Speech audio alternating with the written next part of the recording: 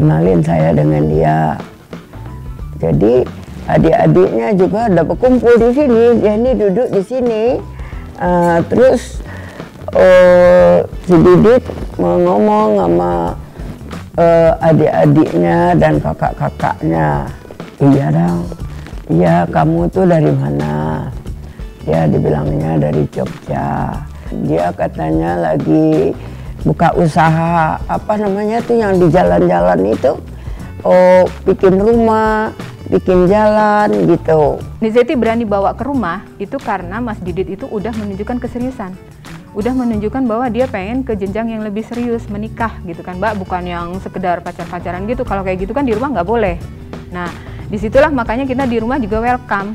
Ibu ngelihat, kata ibu, kok kayaknya ini orang mirip ayah gitu.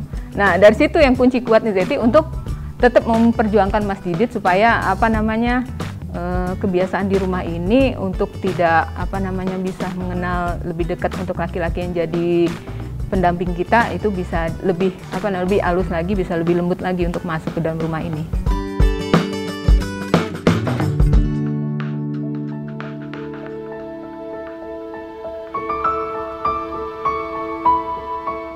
Saya ke rumahnya mau maghrib waktu itu, dari sore sih, dari Bada Asar.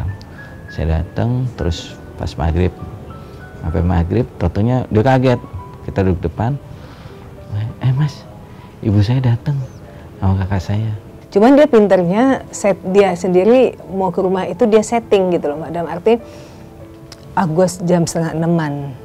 Aneh kan, biasanya kita habis makan malam lah ya, jam 7, setengah 8. Totonya dia kaget, kita duduk depan, Mas, ibu saya datang sama kakak saya.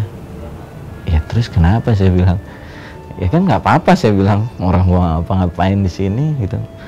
Oh, dia udah panik katanya. Oh, gimana ya Mas?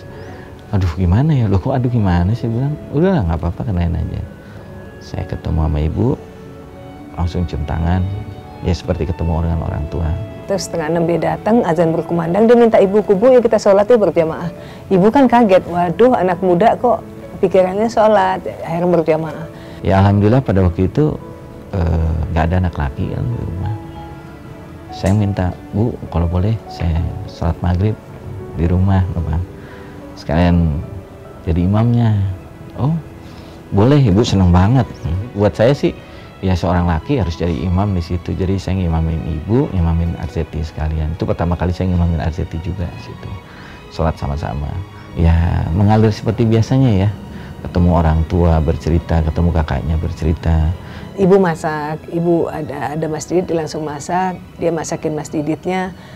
Nah Mas Didit ini juga karena dia tahu bahwa ibu udah ngulek, udah segala macam masak, dia makan juga dengan semangatnya. Saya tuh jarang dimasakin sama orang.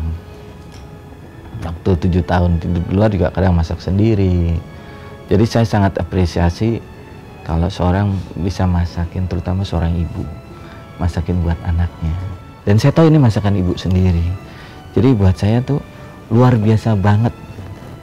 Suatu apresiasi banget dibanding saya makan malam dijamu ke hotel atau ke tempat yang paling mahal. Ini dia nambah-nambah, padahal aku tahu dia makan nasi aja sedikit, gak kuat pedes. Ini dia makan semua masakan ibuku kan pedes sampai dia keringetan. Ibuku nanya, kok keringetan? Iya saking enak ya Bu, padahal mungkinnya kepedesan. Tapi dia buat nyenangin ibuku. Memang pedes, saya nggak pernah makan pedes, nggak begitu suka. Tapi karena ini saya senang, terus suruh nambah, saya tambah lagi. Kalau sekarang mungkin nggak kali-kali diet. Kalau dulu waktu zaman pacaran suruh tambah, mau 3 bakul juga dijabarin. Dan ibu seneng. Akhirnya nambah ya Dit, iya Bu, nambah, dinambah. Tambah ya Dit, jadi nasinya itu sampai penuh, sampai ini, ya dia ikut aja, manut aja, yang penting ibuku seneng. Sampai akhirnya ibu bilang, ini anak baik banget, udah sholat berjamaah sama ibuku, terus makan malam dia selalu muji masakan ibuku. Makanan ibu enak banget, aku suka deh ayam garing, ada ayam dicabai. Suka banget ayam, kok ibu tahu sih? Ya gitu deh. Jadi kita di sampingnya, Masya Allah, pinter banget sih Mas Didit ini nyari hati ibuku gitu. Ibuku pas Mas Didit pulang udah mulai jatuh cinta di sana. Pertama kali jatuh cinta ibuku, makanya dia bilang, ini cowok baik nak, kalau memang kamu mau sama dia, kamu nikah sama dia langsung. Jadi yang memang minta nikah itu ya ibu gitu. Dan emang ibu yang jatuh cinta pertama kali ke Mas Didit karena ya itu, respect pertama kali dia pada saat Mas Didit datang, ngajakin sholat, udah deh. Dan ibu kan bukan tipe orang yang mikirin si cowok ini naik mobil apa, baju apa, dia nggak tahu. Buat dia mobil itu semua sama. Buat saya sangat berkesan karena satu, terus ibu walaupun mungkin keras tapi perhatian, dan ternyata ibu orang yang sangat detail sekali, sangat detail terhadap mantu-mantunya. Care-nya pun sampai sekarang nggak berubah dari saya ketemu sampai sekarang. Tapi yang dia lihat akhlak mungkin ya Mbak ya. Setelah masjid ngajakin sholat, dia mulai kelepok-kelepok dan dia jatuh cinta, dan dia minta kalau aku untuk nikah sama Mas Didit. Buat saya agama, keyakinan itu sangat fundamental. Jadi kalau orang yang sudah punya keyakinan sama, fundamental sama, it's easy to make together. Perbedaan akan bisa ini, tapi ya kembali lagi dia milih kan. Oh iya, sebelum kenalin ke ibu juga, kakakku, adik-adikku tak kumpulin, ada di satu restoran seafood gitu. Aku kenalin ke kakak-kakakku dulu pertama kali sebelum aku berlanjut gitu loh. Mulai ajak makan sama-sama, makan siang sama-sama, ketemu dengan kakak perempuannya, kakak iparnya, yang lain-lain. Saya berusaha masuk ke situ, berusaha sukanya makan apa, ininya apa, oh ini begini. Dan saya sering komunikasi juga dengan kakak yang perempuan, by phone, Nam begini, teman-teman Army waktu itu, kakaknya panggil dia Nami. Sampai yang terakhir adalah kakak yang laki-laki yang paling sulit buat saya. Ternyata kakakku, adik-adikku semua positif, responnya positif, dan memang Mas Didit pinter untuk mendekati adik-adikku. Kan adikku 2 perempuan, kakakku 1 perempuan. Basicnya adalah apa yang diminta ibuku, dan aku yakin apa yang diridhoi ibu itu pasti akan berjalan baik. Dan aku yakin pasti Allah akan meridhoi, dan Allah akan ada di samping hubungan kita itu semua. Intinya saya waktu itu sudah ngomong sama bapak ibu saya, Pak, Bu, saya serius sama Septi. Basically-nya aku itu melakukan segala sesuatu tuh atas ridho atau restu dari keluarga.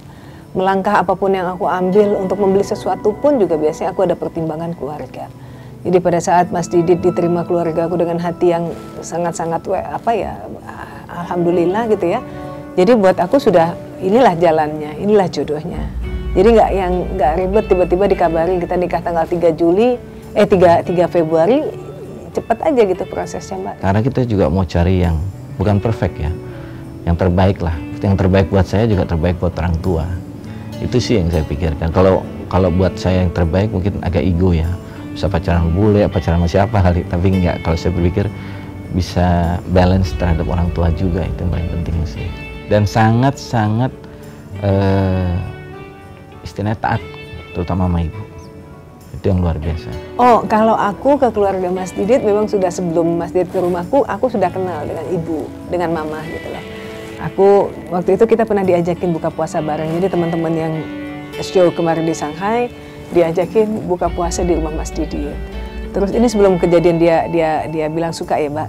Terus habis itu Lebaran.